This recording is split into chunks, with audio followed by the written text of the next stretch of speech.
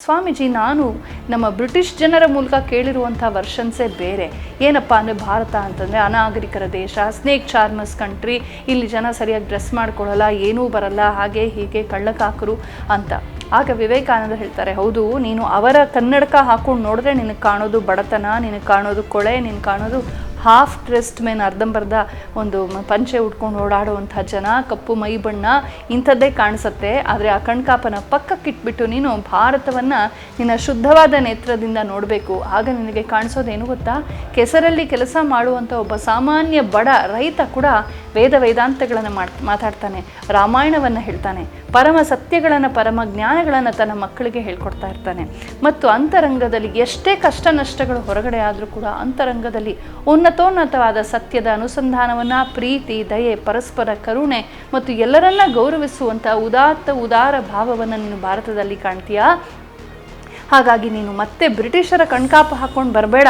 ಇಡೀ ಸಿಂಧು ಸಾಗರದಲ್ಲಿ ಯಾವುದನ್ನು ತಪ್ಪಾಗಿ ಅರೇಬಿಯನ್ ಸಿ ಅಂತ ಹೇಳ್ತೀವಿ, ಆ ಸಿಂಧು ಸಾಗರದ ಅಷ್ಟೂ ಕೆಸರನ್ನು ತೆಗೆದು ನಿಮ್ಮ ದೇಶದ ಮೇಲೆ ನಾವು ಎರಚಿದ್ರೂ ಕೂಡ ಆ ಪಾಪ ಹೋಗೋದಿಲ್ಲ ಅಂತ ಹೇಳ್ತಾರೆ ವಿವೇಕಾನಂದರು.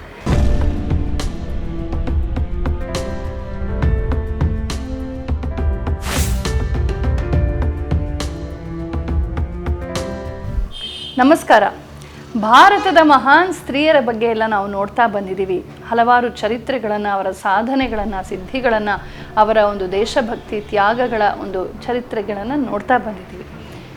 ಭಾರತದಲ್ಲೇ ಹುಟ್ಟಿ ಭಾರತಕ್ಕೆ ಸೇವೆಗೈದಂಥ ಮಹಿಳಾ ಮಹಿಳೆಯರು ಅದೆಷ್ಟೋ ಜನ. ಆದರೆ ಭಾರತದಲ್ಲಿ ಹುಟ್ಟದೆ ಹೋದರೂ ಈ ನೆಲದೊಂದಿಗೆ ಅಪಾರವಾದ ಪ್ರೀತಿಯ ನಂಟನ್ನು ಹೊಂದಿದ್ದು, ಈ ದೇಶಕ್ಕಾಗಿ, ಇಲ್ಲಿನ ಮಹಿಳೆಯರಿಗಾಗಿ, ಇಲ್ಲಿನ ಸಂಸ್ಕೃತಿಗಾಗಿ, ಧರ್ಮಕ್ಕಾಗಿ, ಈ ನೆಲದ ಒಂದು ನ್ಯಾಯಕ್ಕಾಗಿ ಹೋರಾಡಿದಂತಹ ಒಬ್ಬ ಪಾಶ್ಚಾತ್ಯ ಮಹಿಳೆಯ ಬಗ್ಗೆ ನೀವು ಕೇಳಿದ್ದೀರಾ? ಖಂಡಿತ ಕೇಳಿರ್ತೀರ. ಆದರೆ ಅವರನ್ನು ಸಾಕಷ್ಟು ಮರೆತು ಬಿಟ್ಟಿದ್ದೀವಿ ನಾವು. ಅವರು ನಿಜವಾದ ಅರ್ಥದಲ್ಲಿ ಭಾರತದ ರತ್ನ ಅಂತ ಹೇಳ್ಬೋದು. ಅವರು ಐರ್ಲೆಂಡಲ್ಲಿ ಹುಟ್ಟಿದಂಥ ಮಹಿಳೆ. ಹೆಚ್ಚಾಗಿ ಬೆಳೆದದ್ದು, ಕೆಲಸ ಮಾಡಿದ್ದು ಲಂಡನ್ನಲ್ಲಿ, ಇಂಗ್ಲೆಂಡ್ನಲ್ಲಿ. ಚಿಕ್ಕ ವಯಸ್ಸಿನಲ್ಲಿ ಅಂದರೆ 18-20 ವರ್ಷದ ಒಳಗೆ ಆಕೆಯ ಪ್ರತಿಭೆ, ಆಕೆಯ ಒಂದು ಡೈನಮಿಸಮನ್ನು ನೋಡಿ ಭಾಳ ಉತ್ತಮ ಒಂದು ಶಾಲೆಯಲ್ಲಿ ಇವರಿಗೆ ಆಗಲೇ ಟೀಚರ್ ಆಗಿ ಕೆಲಸ ಕೊಡಲಾಗಿತ್ತು. ಈಕೆ ಈ ಶಿಕ್ಷಣ ಕ್ಷೇತ್ರದಲ್ಲಿ ತುಂಬ ಪ್ರಯೋಗಗಳನ್ನು ಮಾಡ್ತಾ ನವನವೀನವಾದ ರೀತಿಯಲ್ಲಿ ಪಾಠವನ್ನು ಮಾಡಬೇಕು. ಚೈಲ್ಡ್ ಸೆಂಟ್ರಿಕ್ ಎಜುಕೇಷನ್ ಅಂತ ಯಾವುದನ್ನು ಹೇಳ್ತೀವಿ, ಮಗುವಿನ ಸರ್ವತೋಮುಖ ವಿಕಾಸಕ್ಕೆ ಸಂಬಂಧಪಟ್ಟಂತಹ ಭಾಳ ಅರ್ಥಪೂರ್ಣವಾದ ಶಿಕ್ಷಣ ಕೊಡಬೇಕು, ಸುಮ್ಮನೆ ಮಾಹಿತಿ ತುಂಬುವಂಥ ಕೆಲಸ ಮಾಡಬಾರ್ದು ಅಂತ ಆಗಿನ ಕಾಲದಲ್ಲೇ ತುಂಬ ರೆವಲ್ಯೂಷನರಿ ಆಗಿ, ಭಾಳ ಪ್ರಗತಿ ಪರವಾಗಿ ಆಕೆ ಯೋಚನೆ ಮಾಡ್ತಾ ತುಂಬ ಕೆಲಸ ಮಾಡ್ತಾಯಿದ್ರು. ಇದಲ್ಲದೆ ಆಕೆಗೆ ಅಧ್ಯಾತ್ಮದಲ್ಲಿ ತುಂಬ ಆಸಕ್ತಿ. ಹಾಗೆ ಆಕೆ ಬೇರೆ ಬೇರೆ ಆ ಕಾಲದಲ್ಲಿ ಕ್ರೈಸ್ತ ಮತದ ಬಗ್ಗೆ ಒಂದಷ್ಟು ಓದ್ಕೊಂಡಿದ್ಲು. ಆದರೆ ಸಮಾಧಾನ ಸಿಕ್ಕಲಿಲ್ಲ, ಶಾಂತಿ ಸಿಕ್ಕಲಿಲ್ಲ, ಇನ್ನೂ ಸಮಥಿಂಗ್ ಇಸ್ ಲ್ಯಾಕಿಂಗ್ ಅಂತ ಅನ್ನಿಸ್ತು. ಆಗ ನಮ್ಮ ಭಾರತೀಯ ಪೌರ್ವಾತ್ಯ ಶಾಸ್ತ್ರಗಳನ್ನು, ವಿಶೇಷವಾಗಿ ಬುದ್ಧನ, ಶಂಕರಾಚಾರ್ಯರ ಒಂದು ಕೃತಿಗಳನ್ನು ಆಕೆ ಓದಿದಾಗ ಸ್ವಲ್ಪ ಅರ್ಥ ಆಯಿತು, ಇಷ್ಟವಾಯಿತು, ಇನ್ನಷ್ಟು ತಿಳ್ಕೊಳ್ಳೋ ಆಸಕ್ತಿ ಬಂತು. ಹೀಗೆ ಆಕೆ ಶಿಕ್ಷಣ ಕ್ಷೇತ್ರದಲ್ಲಿ ಸಾಕಷ್ಟು ಕೆಲಸ ಮಾಡ್ತಾ ಇದ್ಲು. ಆಮೇಲೆ ಈ ಥರ ಒಂದು ಅಧ್ಯಾತ್ಮದ ಒಂದು ಓರಿಯೆಂಟೇಷನ್ ಬಂತು. ನನಗೊಬ್ಬ ಉತ್ತಮ ಗುರು ಬೇಕು ಅಂತನ್ನುವ ಅಂತರಂಗದ ಹಂಬಲ ಕೂಡ ನಡೀತಾ ಇತ್ತು. ಎಲ್ಲವೂ ಫಲಿಸಿದಂತೆ ಆಕೆಗೆ 1895ರಲ್ಲಿ ಲಂಡನ್ನಲ್ಲಿ ಸ್ವಾಮಿ ವಿವೇಕಾನಂದರ ಭೇಟಿಯಾಗತ್ತೆ. ನಮ್ಮ ದೇಶದ ಧೀರ ವೀರ ಸನ್ಯಾಸಿ ಸ್ವಾಮಿ ವಿವೇಕಾನಂದರು ಆಗ ವಿಶ್ವವಿಖ್ಯಾತರಾಗಿದ್ದರು. ಅಮೆರಿಕದಲ್ಲಿ ಭಾರತದ ಸನಾತನ ಧರ್ಮದ ಡಿಂಡಿಮವನ್ನು ಹಾರಿಸಿದ್ರು. ಅಲ್ಲಿ ಲಂಡನ್ನಿನಲ್ಲಿ ಅವರೊಂದು ಎಲೀಟ್ ಗ್ರೂಪಲ್ಲಿ, ಅಂದರೆ ತುಂಬ ಸಮಾಜದ ಉತ್ಕೃಷ್ಟವಾದ ಶಿಕ್ಷಣ ತಜ್ಞರು, ತುಂಬ ದೊಡ್ಡವರೆಲ್ಲ ಸೇರಿದ್ರು. ಆ ಸಭೆಯಲ್ಲಿ ಅವರು ಮಾತನಾಡ್ತಾ ಇದ್ದರು. ಆಗ ಈ ನಿವೇದಿತೆಗೆ ಆಹ್ವಾನ ಹೋಗಿತ್ತು. ವಿವೇಕಾನಂದರ ಮಾತಿನಲ್ಲಿ, ಅವರ ಮಾತಿನ ಆಳದಲ್ಲಿ ಅವಳು ಹಾಕಿದಂಥ ಪ್ರಶ್ನೆಗಳ ಮೇಲೆ ಪ್ರಶ್ನೆಗಳನ್ನು ಅವಳು ಹಾಕ್ತಾಳೆ. ಆ ಎಲ್ಲ ಪ್ರಶ್ನೆಗಳಿಗೂ ವಿವೇಕಾನಂದ ಹತ್ರ ಸಮಾಧಾನವಿತ್ತು. ಇದೆಲ್ಲ ಹೇಗೆ ಸಿಕ್ತು, ಈ ಹೊಳಹುಗಳು ಎಲ್ಲಿ ಸಿಕ್ಕತ್ತೆ ಅಂತ ಕೇಳಿದಾಗ ಅವ್ರು ಹೇಳ್ತಾರೆ, ಬಾಮ, ನಮ್ಮ ಭಾರತಕ್ಕೆ ಹಗಲು ರಾತ್ರಿ ಸತ್ಯದ ಅನುಸಂಧಾನ ಮಾಡುವಂಥ ಋಷಿಗಳನ್ನು ನೋಡ್ಬೋದು ನೀನು.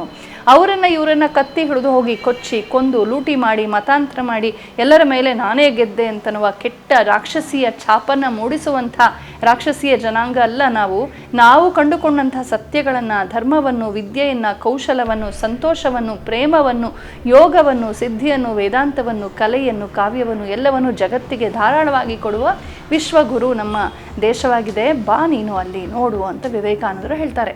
ಈ ಒಂದು ಆಹ್ವಾನ ಮತ್ತು ಅಲ್ಲಿನಿಂದ ಅವಳ ಅಧ್ಯಯನ ಜಾಸ್ತಿ ಆಯಿತು. ವಿವೇಕಾನಂದರೊಂದಿಗೆ ಹಲವಾರು ವಿಚಾರಗಳನ್ನು ಚರ್ಚಿಸ್ತಾಳೆ. ಅವಳಿಗೆ ಅರ್ಥವಾಗುತ್ತೆ ಕೇವಲ ಯಾವುದೋ ನಂಬಿಕೆಯ ಮೇಲೆ ಸಾಗುವಂತಹ ಒಂದು ಹೆಲ್ ಆ್ಯಂಡ್ ಹೆವನ್, ಸ್ವರ್ಗ ಮತ್ತು ನರಕದ ಭೀತಿಯಲ್ಲಿ ಸಾಗುವಂತಹ ಮತ ಅಲ್ಲ ಬೇಕಿರೋದು. ನಮ್ಮ ಅಂತರಂಗವನ್ನು ವಿಕಾಸಗೊಳಿಸುವಂತಹ, ಸತ್ಯದ ಅನ್ವೇಷಣೆಯಿಂದ ಕೂಡಿರುವಂತಹ, ಎಲ್ಲಿಯೂ ನಿಲ್ಲದಿರು, ಮನೆಯನೆಂದು ಕಟ್ಟದಿರು, ಕೊನೆಯನೆಂದು ಮುಟ್ಟದಿರು, ಓ ಅನಂತವಾಗಿರು ಅಂತ ಕುವೆಂಪು ಅವರು ಹೇಳಿದ ಹಾಗೆ ವಿಶಾಲವಾಗಿ, ಅನಂತವಾಗಿ, ವಿಕಾಸಪ್ರಾಯವಾಗಿ ಮನುಷ್ಯನ ಒಂದು ಅರಳುವಿಕೆಗೆ ಬೇಕಾದಂತಹ ಏನು ಸಾಮಗ್ರಿ ಇದೆಯೋ ಅದನ್ನು ಕೊಡುವಂಥದ್ದು ಮಾತ್ರವೇ ಧರ್ಮ ಅಂತ ಅರ್ಥವಾಯಿತು. ಅದನ್ನು ಅವಳು ಸನಾತನ ಧರ್ಮದಲ್ಲಿ ಕಂಡುಕೊಳ್ತಾಳೆ. ಅಂದಿನಿಂದ ಅವಳಿಗೆ ಭಾರತವನ್ನು ನೋಡಬೇಕು, ಭಾರತೀಯರನ್ನು ಕಾಣಬೇಕು ಅಂತ ಆಸೆ ಆಯಿತು. ಆಗ ವಿವೇಕಾನಂದ ಹೇಳ್ತಾರೆ, ಖಂಡಿತ ಬಾಮ, ನಾನು ಇಡೀ ಭಾರತವನ್ನು ನೋಡೋದಕ್ಕೆ ನಿಂಗೆ ಅನುಕೂಲ ಮಾಡಿಕೊಡ್ತೀನಿ ಅಂತ. ಆಗ ಅವಳು ತನ್ನ ಹೆಬ್ಬಯಕೆಯನ್ನು ಮುಂದಿಡ್ತಾಳೆ. ಸ್ವಾಮೀಜಿ, ನಾನು ನಮ್ಮ ಬ್ರಿಟಿಷ್ ಜನರ ಮೂಲಕ ಕೇಳಿರುವಂಥ ವರ್ಷನ್ಸೇ ಬೇರೆ.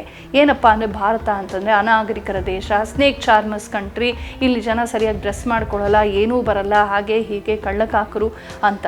ಆಗ ವಿವೇಕಾನಂದ ಹೇಳ್ತಾರೆ, ಹೌದು, ನೀನು ಅವರ ಕನ್ನಡಕ ಹಾಕ್ಕೊಂಡು ನೋಡಿದ್ರೆ ನಿನಗೆ ಕಾಣೋದು ಬಡತನ, ನಿನಗೆ ಕಾಣೋದು ಕೊಳೆ, ನಿನಗೆ ಕಾಣೋದು ಹಾಫ್ ಡ್ರೆಸ್ಡ್ ಮೇನ್, ಅರ್ಧಂಬರ್ಧ ಒಂದು ಪಂಚೆ ಉಟ್ಕೊಂಡು ಓಡಾಡುವಂಥ ಜನ, ಕಪ್ಪು ಮೈ ಬಣ್ಣ, ಇಂಥದ್ದೇ ಕಾಣಿಸುತ್ತೆ. ಆದರೆ ಆ ಕಣ್ಕಾಪನ ಪಕ್ಕಕ್ಕಿಟ್ಬಿಟ್ಟು ನೀನು ಭಾರತವನ್ನು ನಿನ್ನ ಶುದ್ಧವಾದ ನೇತ್ರದಿಂದ ನೋಡಬೇಕು. ಆಗ ನಿನಗೆ ಕಾಣಿಸೋದೇನು ಗೊತ್ತಾ?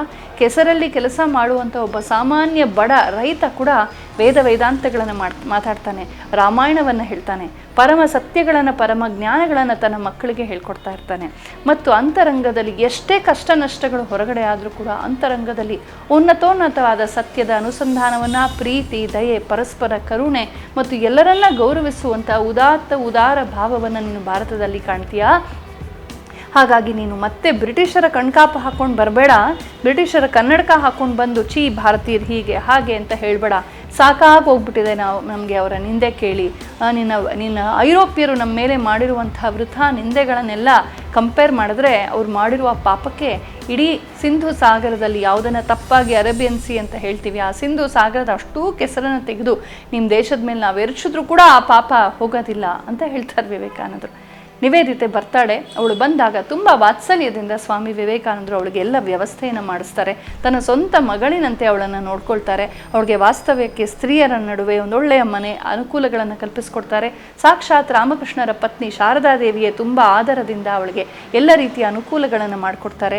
ಸೋದರಿ ನಿವೇದಿತೆ ಬಂದ ತಕ್ಷಣ ಇಡೀ ಭಾರತವನ್ನು ಸಂಚಾರ ಮಾಡಿ, ಭಾರತ ಜನಜೀವನ ಏನು, ಇಲ್ಲಿನ ಭಾಷೆ ಹೇಗೆ, ಭಾವನೆಗಳು ಹೇಗೆ, ಜನಜೀವನ ಹೇಗೆ, ಜೀವನ ಶೈಲಿ ಏನು, ಧರ್ಮವೇನು, ಅದರ ಅನುಷ್ಠಾನ ಹೇಗೆ, ಎಲ್ಲವನ್ನ ಸೂಕ್ಷ್ಮವಾಗಿ ಗಮನಿಸ್ತಾಳೆ.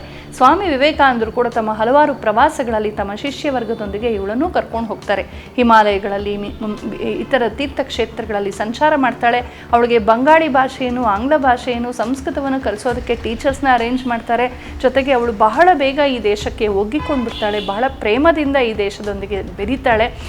ಇಲ್ಲಿನ ಜನಸಾಮಾನ್ಯರು ಬಹಳ ಬೇಗ ಅವಳನ್ನು ಖೋಖಿ ಅಂದರೆ ಬೇಟಿ ಅಥವಾ ಮಗಳು ಅಂತ ಕರೆಯೋಕೆ ಶುರು ಮಾಡ್ತಾರೆ.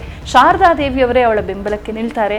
ಸ್ವಾಮಿ ವಿವೇಕಾನಂದರು ಸಪೋರ್ಟ್ ಮಾಡ್ತಾರೆ. ಹೀಗೆ ಅವಳು ಅನತಿ ಕಾಲದಲ್ಲಿ ಕಾಳಿಯ ಬಗ್ಗೆ ತುಂಬ ಗೌರವವನ್ನು ಬೆಳೆಸ್ಕೊಂಡು, ಭಕ್ತಿಯನ್ನು ಬೆಳೆಸ್ಕೊಂಡು ವಿವೇಕಾನಂದರಿಂದ ಬ್ರಹ್ಮಚರ್ಯ ದೀಕ್ಷೆಯನ್ನು ಪಡೆದು ಸೋದರಿ ನಿವೇದಿತಾ ಅಂತ ಆಗ್ತಾಳೆ. ಈಗಾಗಲೇ ನೀವು ಈ ಹೆಸರನ್ನು ಗೆಸ್ ಮಾಡಿರ್ಬೋದು. ಸೋದರಿ ನಿವೇದಿತಾ ಅಂದರೆ ಅರ್ಪಿಸಲ್ಪಟ್ಟವಳು, ಭಾರತಕ್ಕಾಗಿ, ಭಾರತದ ಧರ್ಮದ ಪುನರುತ್ಥಾನಕ್ಕಾಗಿ ಅರ್ಪಿಸಲ್ಪಟ್ಟವಳೇ ನಿವೇದಿತಾ. ಈ ಹೆಸರನ್ನು ಅವಳೇ ಚೂಸ್ ಮಾಡ್ಕೊಳ್ತಾಳೆ, ಈ ಬಗೆಯ ಹೆಸರು ಕೊಡಿ ಅಂತ. ಇವಳಿಗೆ ಬ್ರಹ್ಮಚರ್ಯ ದೀಕ್ಷೆಯನ್ನು ಕೊಟ್ಟಂಥ ವಿವೇಕಾನಂದರು ಹೇಳ್ತಾರೆ, ನೋಡಮ್ಮ, ಈ ದೇಶವನ್ನು ನೀನು ಅರ್ಥ ಮಾಡ್ಕೋ, ಇಲ್ಲಿನ ಜನರಿಗಾಗಿ ನೀನು ಸೇವೆ ಮಾಡು, ಸೇವೆಯೇ ನಮ್ಮ ಜೀವನದ ಪರಮಾದರ್ಶ ಅಂತ. ಅಂದಿನಿಂದ ನಿವೇದಿತೆ ಹಲವಾರು ಬಗೆಯ ಕರ್ಮಯೋಗದ ಟ್ರೈನಿಂಗನ್ನು ಪಡಿತಾಳೆ. ಸ್ವಾಮಿ ವಿವೇಕಾನಂದರು ಹೇಳ್ತಾರೆ, ಯಾರು ನಿಂದಿಸಲಿ ಸ್ತುತಿಸಿ, ಕೆಲರು ಹಾರಗಳಿಂದ ಅದನ್ನು ಪೂಜಿಸಿ ಬಾಗಲಿ, ಕೆಲರು ಹಾಲಿಂದೊದೆದು ನೂಕಲಿ, ಹುಡಿಯೋಳೆ ಹೋಗಲಿ ಅಂತ. ಯಾರು ಹೊಗಳ್ತಾರೋ, ಯಾರು ತೆಗಳ್ತಾರೋ, ಯಾರು ಅನುಕೂಲಿಸ್ತಾರೋ, ಯಾರು ಕೈ ಕೊಟ್ಟು ಹೋಗ್ತಾರೋ, ಇದೆಲ್ಲ ನಡೀತಾ ಇರುತ್ತೆ ಕರ್ಮಯೋಗದಲ್ಲಿ. ಎಲ್ಲರಿಗೂ ನಿನ್ನ ಆನ್ಸರ್ ಒಂದೇ ಇರಬೇಕೇನು, ಥ್ಯಾಂಕ್ ಯು ಅಂತ. ಯಾರೇನೇ ಮಾಡಿದ್ರು ನಿನ್ನ ಜೀವನದ ಹಾದಿಯಲ್ಲಿ ಥ್ಯಾಂಕ್ ಯು ಹೇಳು, ನಿನ್ನ ಗುರಿಯನ್ನು ಬಿಡದೆ ಮುಂದುವರೆ, ನಿಂಗೆ ಒಳ್ಳೆಯದಾಗಲಿ ಅಂತ. ಅವಳಿಗೆ ಸುಂದರವಾದ ಪದ್ಯವನ್ನು ಬರೀತಾರೆ. ನೀನು ನಮ್ಮ ಭಾರತಕ್ಕೆ ಸೋದರಿಯಾಗಿ, ತಾಯಿಯಾಗಿ, ಸಖಿಯಾಗಿ, ಸೇವಕಿಯಾಗಿ ನೀನು ಬಂದಿದೆಯಾ, ಭಾರತ ತೆರೆದ ಮನದಿಂದ ನಿನ್ನನ್ನು ಸ್ವಾಗತಿಸುತ್ತೆ ಅಂತ. ಸ್ವಾಮಿ ವಿವೇಕಾನಂದರು ಬೇಗ ಗತಿಸಿ ಹೋದರು, ಆದರೆ ನಿವೇದಿತೆ ಅವರು ಕೊಟ್ಟ ಸ್ಫೂರ್ತಿಯನ್ನು ಪಡೆದು ಬಹಳ ಅದ್ಭುತ ಸೇವೆಯನ್ನು ಮಾಡ್ತಾಳೆ. ಹೆಣ್ಣು ಮಕ್ಕಳಿಗಾಗಿ ಅದ್ಭುತವಾದ ಶಾಲೆಯನ್ನು ತೆರೀತಾಳೆ. ಸಾಕ್ಷಾತ್ ಶಾರದಾ ಮಾತೆಯವರೇ ಆ ಶಾಲೆಯನ್ನು ಉದ್ಘಾಟನೆ ಮಾಡ್ತಾರೆ. ಇವತ್ತಿಗೂ ಕೂಡ ನಿವೇದಿತಾ ತೆರೆದಂತಹ ಹೆಣ್ಣು ಮಕ್ಕಳ ಶಾಲೆ ಇದೆ. ಅದೊಂದು ಡೀಮ್ಡ್ ಯೂನಿವರ್ಸಿಟಿ, ಭಗಿನಿ ನಿವೇದಿತಾ ಯೂನಿವರ್ಸಿಟಿ ಅಂತ ಆಗಿದೆ. ನೀವು ನೋಡ್ಬೋದು ಕೋಲ್ಕತ್ತಾದಲ್ಲಿ. ಅಂದರೆ ಅಷ್ಟು ಪ್ರೇಮದಿಂದ ಫಸ್ಟ್ ಎವರ್ ಇಂಗ್ಲಿಷ್ ಸ್ಕೂಲ್ ಸರಿಯಾದ ರೀತಿಯಲ್ಲಿ ಹೆಣ್ಣು ಮಕ್ಕಳಿಗಾಗಿ ಪ್ರಾರಂಭವಾಗಿದ್ದು ಅಂದರೆ ಇದು ಅಂತಲೇ ನಾವು ಹೇಳ್ಬೋದು. ಆ ಒಂದು ಶಾಲೆ ತುಂಬ ಚೆನ್ನಾಗಿ ನಡೀತಾ ಇದೆ ಇವತ್ತಿಗೂ ಕೂಡ. ಇದಲ್ಲದೆ ಆವಾಗ ಆದಂತಹ ಒಂದು ಪ್ಲೇಗ್ ಏನಿದೆ, ಭಯಂಕರವಾದ ಪ್ಲೇಗ್, ಆ ಸಂದರ್ಭದಲ್ಲಿ ಸೋದರಿ ನಿವೇದಿತೆ ತಾನೇ ಶಾರೀರಿಕ ಶ್ರಮವನ್ನು ವಹಿಸ್ತಾಳೆ. ಅಲ್ಲೆಲ್ಲ ತಾನೇ ಪೊರಕೆ ಹಿಡಿದು ಕ್ಲೀನ್ ಮಾಡಿ ಅಲ್ಲಿನ ಜನರಿಗೆ, ಕಷ್ಟದಲ್ಲಿರುವಂಥವ್ರಿಗೆ ತಾನೇ ಸೇವೆ ಮಾಡಿ, ಶುಶ್ರೂಷೆ ಮಾಡಿ, ಎಷ್ಟೋ ಜನರ ಪ್ರಾಣವನ್ನು ಉಳಿಸ್ತಾಳೆ. ಅಲ್ಲೆಲ್ಲ ಕ್ಲೀನ್ ಮಾಡ್ತಾಳೆ, ಜನರನ್ನು ಎಜುಕೇಟ್ ಮಾಡ್ತಾಳೆ. ಯಾವ ಅಸಹ್ಯವಿಲ್ಲದೆ, ಯಾವ ಬಿಗುಮಾನವಿಲ್ಲದೆ ಜನರೊಂದಿಗೆ ಬರ್ತಂಥ ಅದ್ಭುತ ಹೃದಯವಂತೆ ಅವಳು. ಅದಲ್ಲದೆ ಭಾರತದ ಒಬ್ಬ ಸೈಂಟಿಸ್ಟ್ ಜೆ.ಸಿ. ಬೋಸ್ ಅವರು ಹಾಸಿಗೆ ಹಿಡಿದಿದ್ರೆ ಅವ್ರ ಪಕ್ಕದಲ್ಲಿ ಕೂತ್ಕೊಂಡು ಅವರೆಲ್ಲ ಒಂದು ವಿಚಾರಗಳನ್ನು ಬರೆದಿಟ್ಟು ಸ್ಕ್ರೈಬ್ ಮಾಡೋಕ್ಕೆ ಗಂಟೆಗಟ್ಟಲೆ ಅವರೊಂದಿಗೆ ಸ್ಪೆಂಡ್ ಮಾಡ್ತಾ ಇದ್ಲು. ಆ ಕಾಲದಲ್ಲಿ ತುಂಬ ಪ್ರಸಿದ್ಧಳಾದಂಥ ಸರಳಾದೇವಿ ಘೋಷ್ಗೆ ಅವರು ಸಹಾಯ ಮಾಡಿದ್ರು. ಆನಂದ ಕುಮಾರಸ್ವಾಮಿ ಅಂತ ಭಾರತೀಯ ಕಲೆಯನ್ನು, ಭಾರತೀಯ ಧರ್ಮ ತತ್ವಶಾಸ್ತ್ರಗಳನ್ನು ತುಂಬ ಒಳ್ಳೆಯ ಮನಸ್ಸಿನಿಂದ ನೋಡಿ ಅಧ್ಯಯನ ಮಾಡಿ ಉತ್ಕೃಷ್ಟವಾದ ಒಂದು ವ್ಯಾಖ್ಯಾನವನ್ನು ಮಾಡಿದಂಥ ಆನಂದ ಕುಮಾರಸ್ವಾಮಿಯವರೊಂದಿಗೆ ತುಂಬ ಕೆಲಸ ಮಾಡಿದಂಥ ಸೋದರಿ ನಿವೇದಿತಾ. ಮತ್ತು ಅರಬಿಂದೋ ಅವರು ಮತ್ತು ಈ ಪಾಂಡಿಚೇರಿ ಮತ್ತು ತಮಿಳುನಾಡಲ್ಲಿದ್ದಂಥ ಸುಬ್ರಹ್ಮಣ್ಯ ಭಾರತಿ ಅವರೆಲ್ಲರೂ ಸೇರುವಂತಹ ರಾಷ್ಟ್ರಭಕ್ತಿಯ ಸಭೆಗಳಲ್ಲಿ ನಿವೇದಿತೆ ಭಾಗವಹಿಸ್ತಾ ಇದ್ಲು. ಭಾರತೀಯರನ್ನು ನೀವು ಯಾತಕ್ಕೆ ಬ್ರಿಟಿಷರ ಕೆಳಗೆ ಇದ್ದೀರಾ, ನೀವು ಸ್ವತಂತ್ರರಾಗಿ ಅಂತ ಒಬ್ಬಳು ಐರೋಪ್ಯ ಹೆಂಗಸು ಸ್ಫೂರ್ತಿಗೊಳಿಸ್ತಾ ಇದ್ಲು. ಒಂದ್ಸಲ ಸಂದರ್ಭದಲ್ಲಿ ನೋಡ್ತಾಳೆ, ಇಡೀ ಸಭೆಯಲ್ಲಿ ಬರೀ ಗಂಡಸರೇ ಇದ್ದಾರೆ. ಆಗ ಅವಳು ಹೇಳ್ತಾಳಂತೆ ಸುಬ್ರಹ್ಮಣ್ಯ ಭಾರತೀಯರಿಗೆ, ನೀವು ಇಷ್ಟೆಲ್ಲ ಮಾತಾಡ್ತೀರಾ, 50% of your population is not represented, 50% ನಿಮ್ಮ ಜನ ಪ್ರಾತಿನಿಧ್ಯವೇ ಇಲ್ವಲ್ಲ ಅಂತ. ಅಂದಿನಿಂದ ಸುಬ್ರಹ್ಮಣ್ಯ ಭಾರತಿ ತಮ್ಮ ಹೆಂಡತಿಯನ್ನು ಕರ್ಕೊಂಡ್ಬರ್ತಾರೆ. ನಿಧಾನವಾಗಿ ಹೆಣ್ಣು ಮಕ್ಕಳೆಲ್ಲ ಧೈರ್ಯವಾಗಿ ಭಾಗವಹಿಸೋಕೆ ಶುರು ಮಾಡ್ತಾರೆ. ಹೀಗೆ ನಿವೇದಿತೆ ಈ ಭಾರತ ದೇಶಕ್ಕೆ ಶಿಕ್ಷಣವನ್ನು ಕೊಡ್ತಾಳೆ. ತನ್ನ ಸರ್ವಸ್ವ ತಾನು ಸಂಪಾದಿಸಿದಂಥ ಅಷ್ಟೂ ಹಣವನ್ನು ಇಲ್ಲಿ ಇನ್ವೆಸ್ಟ್ ಮಾಡ್ತಾಳೆ. ಟೆಲಿಸ್ಕೋಪನ್ನು, ಮೈಕ್ರೋಸ್ಕೋಪನ್ನು, ಆ ಕಾಲದಲ್ಲಿ ಏನೇನು ಸಾಧ್ಯವೋ ಊಹಿಸೋದಕ್ಕೂ ಸಾಧ್ಯವಿಲ್ಲದಂಥ ಟೆಕ್ನಾಲಜಿಯನ್ನು ಅಮೇರಿಕದಿಂದ ಯುರೋಪನ್ನು ತಂದು ಇಲ್ಲಿ ಇನ್ವೆಸ್ಟ್ ಮಾಡ್ತಾಳೆ. ಎಷ್ಟೆಷ್ಟು ಬಗೆಯಲ್ಲಿ ಸಾಧ್ಯವೋ ಹೆಣ್ಣು ಮಕ್ಕಳಿಗೆ ರಾಮಾಯಣ, ಮಹಾಭಾರತ, ಬಂಗಾಳಿ, ಹಿಂದಿ, ಸಂಸ್ಕೃತ, ಕಸೂತಿ ಕೆಲಸ, ಹೊಲಿಗೆ ಕೆಲಸ, ಈ ನಮ್ಮ ಕಾಟೇಜ್ ಇಂಡಸ್ಟ್ರೀಸ್ ಅಂತ ಏನು ಹೇಳ್ತೀವಿ, ನಮ್ಮ ಒಂದು ವೃತ್ತಿಗೆ ಅನುಕೂಲವಾಗುವಂಥ ವಿಚಾರಗಳನ್ನು, ಸಂಗೀತವನ್ನು, ನೃತ್ಯವನ್ನು ಕಲಿಸ್ತಾಳೆ. ಅವಳು ಆಂಗ್ಲವನ್ನು ಕಲಿಸಿ ಬ್ರಿಟಿಷರು ಹೇಳ್ಕೊಟ್ಟಂಥ ತಪ್ಪು ಇತಿಹಾಸವನ್ನು ಹೇಳ್ಕೊಡೋದಿಲ್ಲ. ಒಂದಾನೊಂದು ಸಂದರ್ಭದಲ್ಲಿ ಒಂದು ಮಗು ಹೇಳುತ್ತಂತೆ, ನಮ್ಮ ದೇಶದ ರಾಣಿ ಯಾರು ಅಂದರೆ ವಿಕ್ಟೋರಿಯಾ ಅಂತ. ಆಗ ನಿವೇದಿತ ಹೇಳ್ತಾಳೆ, ತಪ್ಪು, ಭಾರತದ ರಾಣಿ ಸೀತೆ, ಅಂದು ಇಂದು ಮುಂದೆಂದು ಮಹಾರಾಣಿ ಸೀತೆ ಅಂತ. ಹೀಗೆ ದೇಶವನ್ನು ಅರ್ಥ ಮಾಡ್ಕೊಂಡಂಥ ನಿವೇದಿತಾ ನಮ್ಮ ದೇಶದ ಬಗ್ಗೆ, ನಮ್ಮ ಇತಿಹಾಸದ ಬಗ್ಗೆ, ಧರ್ಮದ ಬಗ್ಗೆ, ಕಾಳಿಯ ಬಗ್ಗೆ, ಹಿಂದೂ ಧರ್ಮದ ಬಗ್ಗೆ ಹಲವಾರು ಗ್ರಂಥಗಳನ್ನು, ಹಲವಾರು ಲೇಖನಗಳನ್ನು ಬರೆದಿದ್ದಾಳೆ. ಅದ್ಭುತವಾದ ಸ್ಪೀಚಸನ್ನು ಕೊಟ್ಟಿದ್ದಾಳೆ. ಈ ದೇಶದ ಜನರನ್ನು ಪುನರುಜ್ಜೀವನಗೊಳಿಸೋದಕ್ಕೆ, ಪ್ರೇರಣೆಗೊಳಿಸೋದಕ್ಕೆ ಏನೇನು ಬೇಕೋ ಎಲ್ಲವನ್ನೂ ಮಾಡಿದ್ದಾಳೆ. ಅಂತಹ ಸೋದರಿ ನಿವೇದಿತೆ ನಿಜಕ್ಕೂ ಹೇಳಿ ನೀವೇ ಈಗ ಭಾರತದಲ್ಲಿ ಹುಟ್ಟಿಲ್ಲ ಅನ್ನೋದೊಂದು ಬಿಟ್ಬಿಟ್ರೆ ಈ ದೇಶದೊಂದಿಗೆ ಅವಳ ನಂಟು ಅದ್ಭುತವಾದದ್ದು. ಅಂತಹ ಭಗಿನಿ ನಿವೇದಿತೆ ಬ್ರಹ್ಮಚಾರಿಣಿಯಾಗಿ ಪವಿತ್ರ ಜೀವನವನ್ನು ಜಪತಪಾದಿಗಳಲ್ಲಿ ಕಳೀತಾ, ಸಾತ್ವಿಕ ಆಹಾರವನ್ನು ತಿಂತ, ಅತ್ಯಂತ ಸರಳ ಜೀವನ, ಸನ್ಯಾಸಿನಿಯಂತೆ ಬದುಕಿದಂಥ ಆಕೆ ಈ ದೇಶಕ್ಕೆ ಕೊಟ್ಟ ಒಂದು ಕೊಡುಗೆ ಅಪಾರವಾದದ್ದು. ಈ ಸಂದರ್ಭದಲ್ಲಿ ಅವಳನ್ನು ವಿಶೇಷವಾಗಿ ಸ್ಮರಿಸೋಣ. ಅಕ್ಟೋಬರ್ನಲ್ಲಿ ಭಗಿನಿ ನಿವೇದಿತಾ ಜಯಂತಿ ಬರುತ್ತೆ.